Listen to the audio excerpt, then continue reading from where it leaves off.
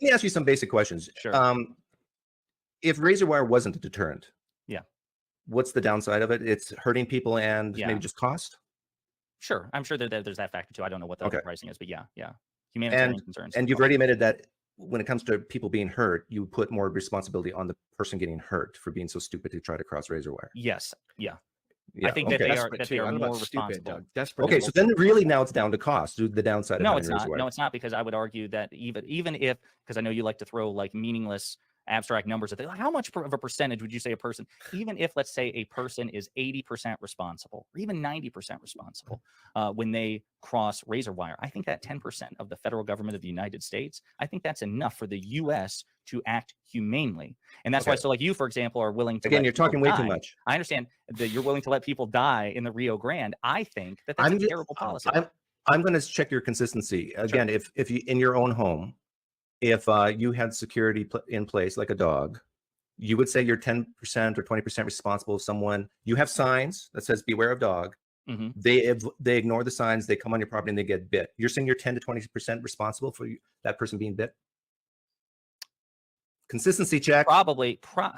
I've thought about that way because I've never done it. Probably. But here's the thing. But again, built into the premises that I would do that in the first place. That's again why I hesitate, is because I'm not wanting to put a dog there, nor do I need to put a dog there. I've never felt. Oh my goodness. No, I mean, I'm sorry. You're asking me about a situation that I've never had any interest in, or okay. Let me put it another way. Moreover, I would also add that the federal government of the United States has a higher humanitarian burden than I do as a private citizen. That's also if you lock your door, your front Sure. door, yeah, and someone wants to break in, and Sure. they hurt, your lock is so good that they actually hurt they break a finger trying to break in. Are you responsible for them breaking their finger? I don't know, because I don't think that the lock could be designed in a way to break their finger. Oh, come on. Razor, it's so funny.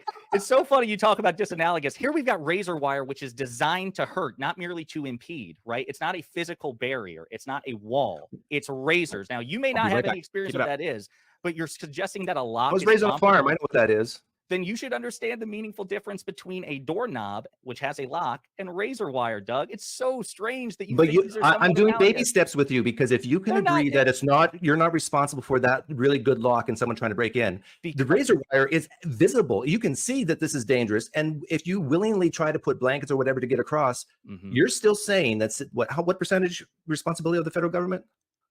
I didn't. That's what I'm saying. I'm saying even if I wanted to indulge in that question, which is to what percent I would say that the federal government is responsible for people getting hurt at the southern border, I'm saying that they still just have a responsibility, period, to act in a humanitarian interest. Which means not putting any razor wire.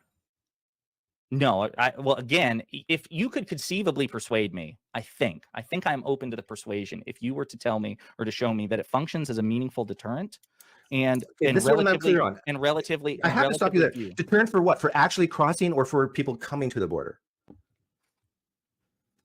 Both. Okay, both. Yeah. I'll even give you that it might not be a deterrent for people coming to the border, but it sure heck is. Well, wait a minute. What do you mean by crossing? What do you mean by coming to the border? I don't mean by like claiming asylum. Being on the Mexican side. I don't think the razor wire needs to function as a deterrent for those like seeking asylum. I just want to be clear. When I say coming to the border, I mean those who intend to cross illegally over the border, not through ports of entry seeking asylum. Okay, so let's say you wanted evidence. If I were to provide you, think about that, because again, I've got about 5 minutes left, and I want to hang on just Paul. No, wait a minute. If I were to provide you evidence that it does deter people from actually crossing, maybe not 100%, but let's say 90%, would that be enough to sway your mind? I would be much more open to it. But